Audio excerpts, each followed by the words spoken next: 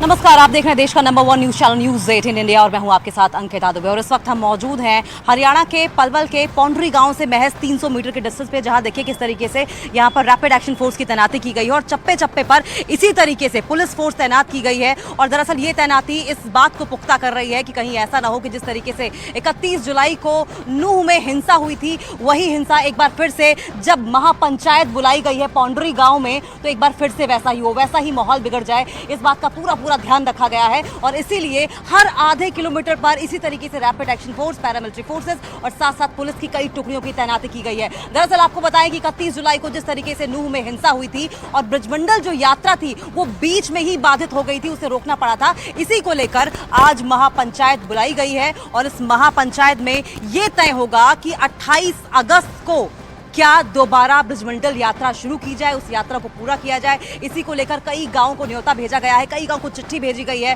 और इस लिहाज से आपको बताएं कि आज पौंडरी गांव में हरियाणा से, राजस्थान से, दिल्ली से, यूपी से कई ऐसे किसान नेता हैं और किसान हैं जो यहां पर पहुंचे हैं और इस बात पर मंथन किया जा रहा है कि शांति बनाए रखते हुए किस तरीके से ब्रजमंडल यात्रा को पूरा किया जाए। लेकिन ऐसे में क्योंकि चुनौतियां बहुत हैं, आपको याद होगा कि 31 जुलाई को किस तरीके से नूह में हालात बिगड़ गए थे जबकि ब्रजमंडल यात्रा निकाली जा रही थी। दो गुटों में झड़प हुई और झड़प इतनी ज्यादा बढ़ती चली गई कि आगजनी हुई, कई गाड़ियों को आग के हवाले कर दिया गया, साइबर सेल स्टेशन को ब्लॉक कर दिया गया, उसके बाद फूंक दिया गया। न सिर्फ इतना बल्कि लोगों को बंधक बनाया गया और बंधक बनाने के बाद स्थिति ऐसी हो गई कि कई दिनों तक वहां पर इंटरनेट बाधित रहा, कई दिनों तक धारा 144 लागू की गई और उसी धारा 144 की वजह से आज नौबत यह आ गई है कि पलवल में पौंडरी गांव में महापंचायत बुलानी पड़ी है। दरअसल पौंडरी गांव नूह का जो कीरा गांव है वहां से मुश्किल से 2 किलोमीटर के डिस्टेंस पे है, क्योंकि वहां पर पंचायत आयोजित नहीं की जा सकती थी धारा 144 की लागू होने की वजह से। इस वजह से यहां पर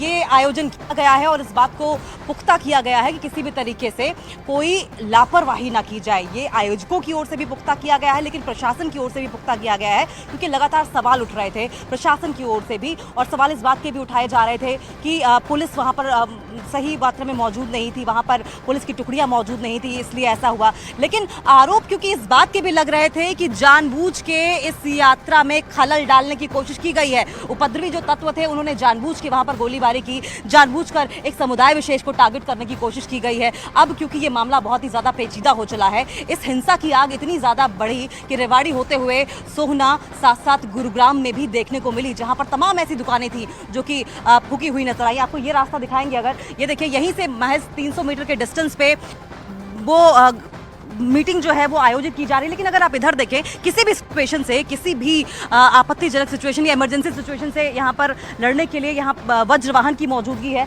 साथ साथ आप अगर देखेंगे तो कई एम्बुलेंस भी यहाँ पर खड़े हैं और देखिए किस तरीके से आरएफ की जो महिला बचा।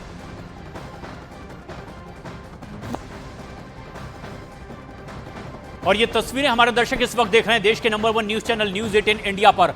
हरियाणा के पलवल में इस वक्त हिंदू महापंचायत का आयोजन किया गया। दरअसल इस पंचायत में यह फैसला करना है कि 31 जुलाई सोमवार के दिन जो मेवात ब्रजमंडल की ओर से जलाभिषेक शोभा यात्रा का आयोजन किया जा रहा था, जिसमें हिंसा हुई थी, वो बीच में रुकी, क्या उसे आगे कब बढ़ाया जाए और उसकी तारीख आज तय होगी। बिल्कुल, और जो हिंसा हुई थी उसकी वजह से ब्रजमंडल यात्रा में खलल पड़ा था और वो ब्रजमंडल यात्रा क्या दोबारा शुरू की जाए, किस तरीके से शुरू की जाए, किस तरीके से शुरू की जाए कि जो आपसी सौहार्द है वो भी ना बिगड़े। ये तमाम सवालात हैं जो कि आज इस महापंचायत में जिन पर निर्णय लिया जाना है, जो डिस्कस किए जाएंगे। लेकिन इस बीच आप जरा सुरक्षा देखिए, क्योंकि आपकी बार प्रशासन की ओर से बिल्कुल भी कोताही नहीं बरती जानी चाहिए। इस बात का पूरा ध्यान रखा गया है, जरा सी भी लापरवाही क्योंकि भारी पड़ सकती है, इसका भी पूरा ध्यान रखा गया है। लेकिन आपको बताते चले कि किस तरीके से 31 जुलाई को जब सिचुएशन खराब हुई थी तो सवाल तमाम खड़े होते थे और उन सवालों की वजह से आज नूह में स्थिति लगभग सामान्य होने को आई है। लेकिन धारा 144 अब भी कहीं कहीं लागू है।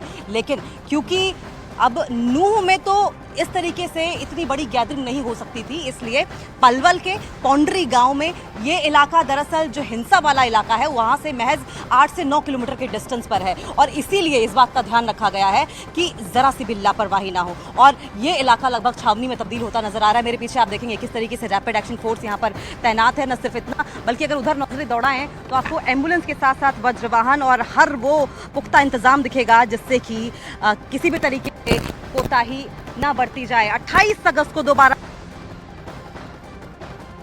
और ये सुरक्षा के तगड़े इंतजामात पलवल के पोंडरी गांव के बाहर ही कर दिए गए हैं, क्योंकि यहां महापंचायत हो रही है। जो तस्वीरें हमारे दर्शक देख रहे हैं इस वक्त, इस महापंचायत में फैसला किया जाना है कि 31 तारीख सोमवार के दिन की वो जो जलाभिषेक शोभा यात्रा थी मेवात ब्रजमंडल की ओर से निकाली गई, जिसमें हिंसा भड़की और इसे रोकना पड़ा था, वो आगे आखिर कब की जाए। एक बड़ी खबर यह भी आ रही है कि 28 तारीख को ये यात्रा आगे हो सकती है, लेकिन अंतिम फैसला इस महापंचायत में किया जाएगा, जिसके लिए दूर दराज से आकर के लोग जुटे हैं और इसमें कोई बड़ा फैसला इस यात्रा को लेकर के भी वो कर सकते हैं।